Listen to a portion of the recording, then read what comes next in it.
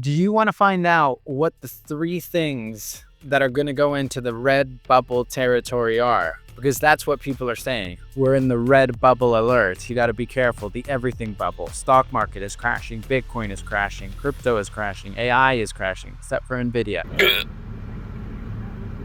you want to know what to do moving forward? Because there's people who are calling the alarms and that there's crypto contagion in the air. Stay tuned to the next episode of Chain Spotting. Buenas tardes and welcome into another episode of Chain Spotting. Today we're going to be covering an article written by a columnist at DL News, Wolfgang Münchau, titled "We're in Red Alert Bubble Territory, but this time there's a crypto contagion risk." I find this really interesting and really timely because Bitcoin is crashing. Ethereum was going for 2,100. Solana, we're not even going to talk about it. Then you've got stock markets that are plummeting. All this against the backdrop of Trump's reignition of trade wars and tariffs against Canada, Mexico, the US, Europe. Now, for those that are complaining about the tariffs, Trump did say he was going to do this. So keep that in mind. He always said everything that's happening right now, he did say that was going to happen. But still, I still think this is a really interesting piece by Wolfgang because it's important because he touches on a few things that people might look from afar, but they don't really think, okay, how does this actually affect the world economy? Now, the three main things that he says is the next financial crisis will be a domino effect, just like 2008. Cryptocurrencies add a new flavor to any upcoming crash. Ooh, spicy. And meme coins are not yet systemic, but stable coins are. Meme coins seem not to be dying, but they seem to be in a very bad space after Milei's Libra, after Donald Trump's meme coin, after Melania, all that sort of stuff. But stable coins are making a foamy rise to the top. The Atlanta Federal Reserve payments guru Chris Colson spoke to DL News about them. Bank of America CEO Brian Moynihan said it's pretty clear that they're going to launch one and they're just waiting for clear rules and regulations. So they're coming. And you know what's also coming? The bubble. Hi. Bye. Let's kick it off. I was one of the few financial commentators who predicted the global financial crisis back in February 2008 when I published a book on that subject. It was the only time I ever called a market crash before. I'm doing it again now, and crypto could be a part of this bubble and possibly a rod around which it can ignite. I've always been a bit wary of predictors, even if it's the second time and the first time you got it right, even if there's a book or anything.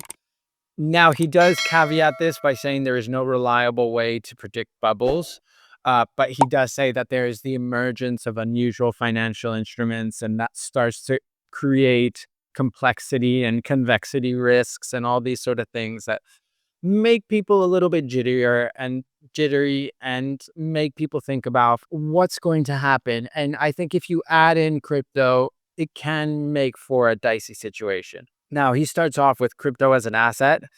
It's interesting that obviously he's writing for a crypto media outlet in this case, so it makes sense that he would lead with crypto as most fragile component of the economy right now. But yeah, crypto was always a difficult asset to categorize for traditional investors because there's no agreed way to calculate underlying value.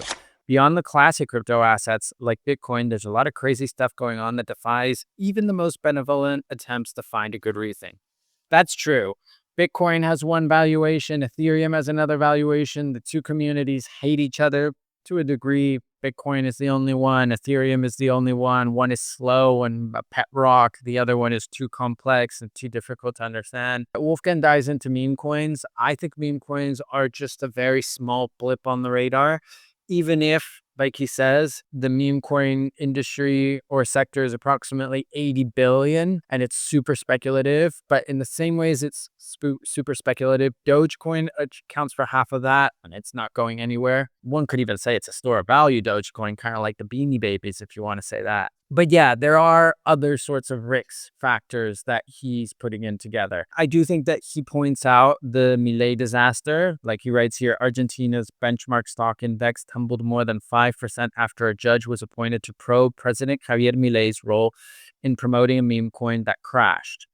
That's important to keep in mind, not necessarily for the economic or financial implications of it, but I think the social aspect of it and how that can affect public perception, how that can affect how regulators approach the space.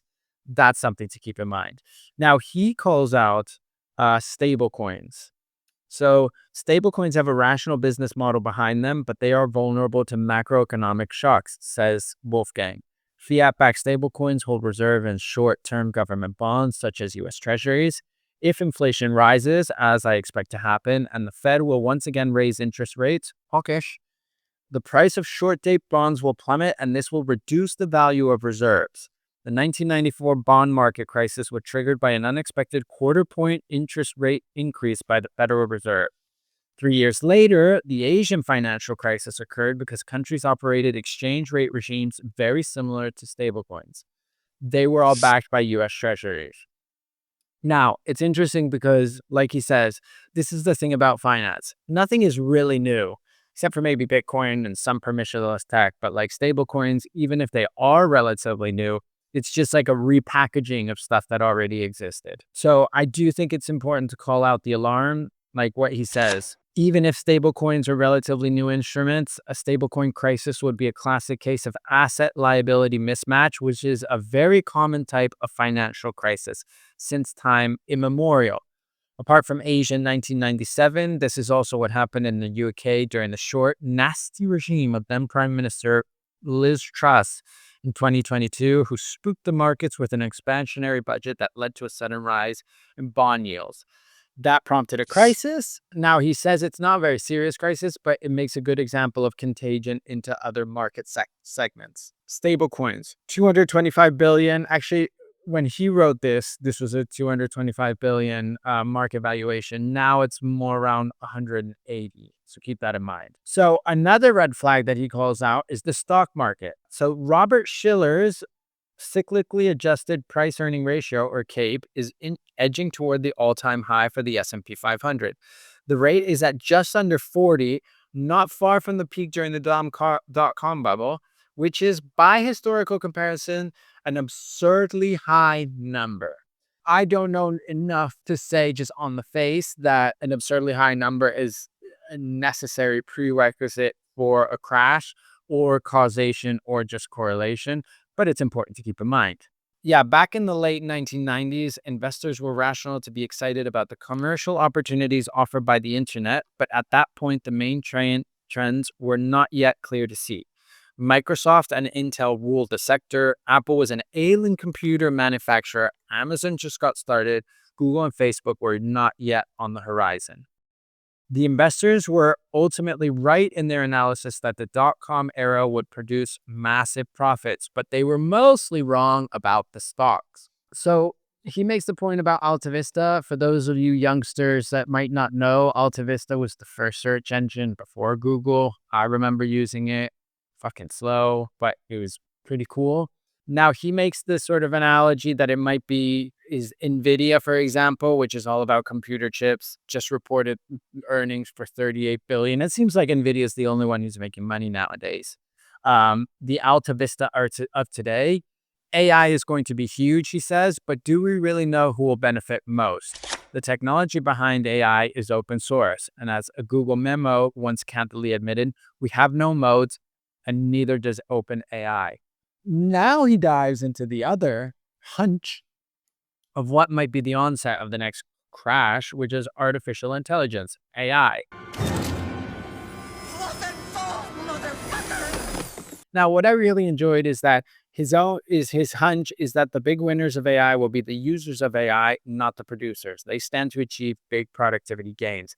It was nice to read finally a techno optimist. Everybody's sounding the alarm about AI, except for AI bros who say, like, build your own company with AI in 30 seconds and then make $1 million by selling your AI written course and all that sort of jazz. Knowledge. Highly unlikely. Don't believe anything or everything that you see or read on the internet. So what he says is that once the tech bubble bursts, new companies will arise from its ashes and a new tech bubble might form. The three bubbles I am describing are separate. So he's got crypto, stock market, and AI. and not obviously interrelated, but they could easily merge into a super bubble. What has been missing until now is the trigger, and this is the weakness of the crisis prophecy business. We know that by definition, the unsustainable ends, but we do not know when.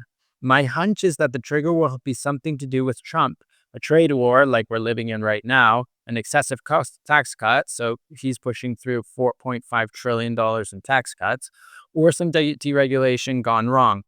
They're tearing apart the Consumer Financial Protection Bureau. They're tearing down, Doge, Department of Government Efficiency, is tearing down pretty much everything. And it could be the crypto sector itself, which will be earmarked for deregulation. One crisis propagation mechanism could be a rise in inflation, a bond market crash, followed by a stablecoin meltdown, an Asian financial crisis for the crypto industry. That might also be a good moment for tech investors to panic.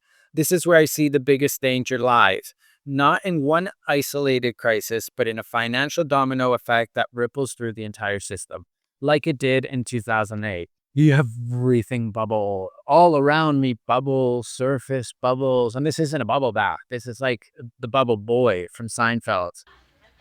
Moops! Mars!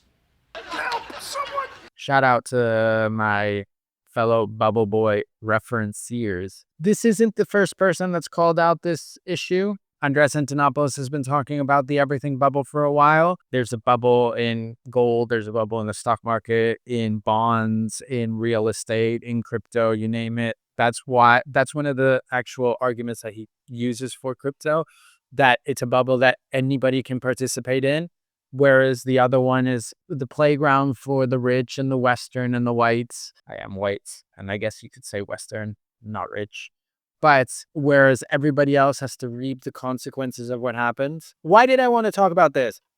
Because crypto is crashing. It's interesting because we sometimes tend to forget about the possibility of a crisis, but the possibility of a crisis is always around the corner and you never really know what might trigger it. Nobody knew 2008, 2009, unless you've seen The Big Short. Maybe a few of you have, or did. Nobody knew the pandemic was coming and COVID.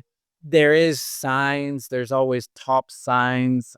Libra could have been a top sign, but I mean, it seems like crypto is already quite embedded with traditional markets and they react differently to that sort of news. They don't really give a fuck if like a random president down south is promoting some sort of meme coin or anything like that. They care more about the tariffs and all that sort of stuff. What's going to happen? I don't know. What I will say is there is an air pocket, and I'm going to reference another article of mine, but this isn't something that I came up with, which is what James Check, formerly of Glassnode, highly recommend his newsletter, Check on Chain, and Alex Thorne of Galaxy Research. They said that there's a massive air pocket between 74,000 and 85,000 price per Bitcoin, where there was barely any trading happening, barely any Bitcoin transferred. So one big jump, and we're probably going to go and see how much demand is in there. What does this have to do with red alert bubble territory? Good question. If Bitcoin falls enough, what happens to MicroStrategy? What happens to BlackRock? What happens to the global economy?